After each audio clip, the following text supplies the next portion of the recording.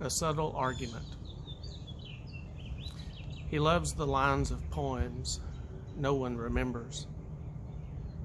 How beneath his thoughts and words they pose another shape to what a life could be. A subtle argument the ear must train itself to hear.